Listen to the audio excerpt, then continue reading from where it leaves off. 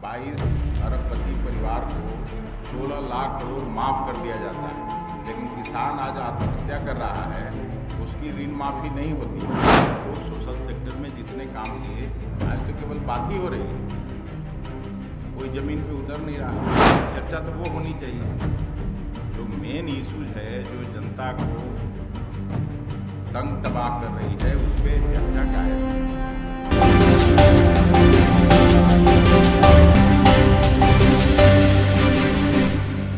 बिहार के सियासी गलियारों से इस वक्त की बड़ी खबर सामने आ रही है। जी बताते चलिए, नीतीश कुमार की पार्टी जेडीयू को बड़ा झटका लगा है। जी आज जेडीयू के पूर्व विधायक ने पार्टी को बाय बाय बोल दिया है और कांग्रेस का उन्होंने दामन थाम लिया है। जी नीतीश कुमार की पार्टी जेडीयू की पूर्व विधायक पूनम देवी ने कांग्रेस पार्टी को ज्वाइन कर ली है और कांग्रेस प्रदेश मुख्यालय में प्रदेश अध्यक्ष डॉक्टर अखिलेश प्रसाद सिंह ने उन्हें पार्टी की सदस्यता दिलाई। आपको बताते चले कि 24 साल बाद पूनम देवी की कांग्रेस में वापसी हो रही है और कांग्रेस में वापसी करते हुए वह पूर्व विधायक पूनम देवी ने केंद्र सरकार पर सीधा हमला बोला है और कहा कि महंगाई और बेरोजगारी ने जीना मुहाल करके रखा है। देखिए इस पूरी रिपोर्ट में।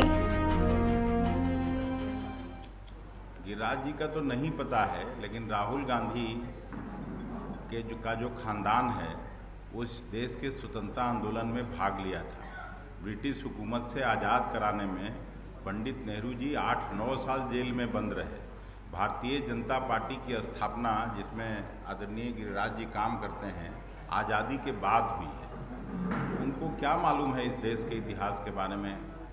भागा जो जिसको वापस ले आना चाहिए था, यहाँ के अरबों रुपए चूना लगा के लोग चले गए, अब उनकी बात नहीं हो रही है।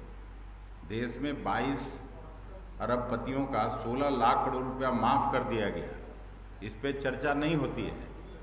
तो चर्चा तो वो होनी चाहिए, जो मेन इशूज है, जो जनता को तंग तबाह कर रही है, उस पर चर्चा गायब है।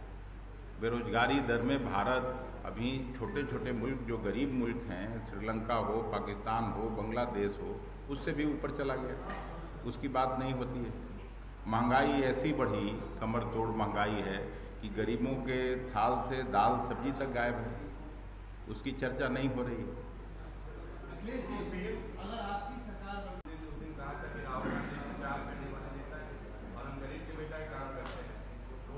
कौन गरीब का बेटा है?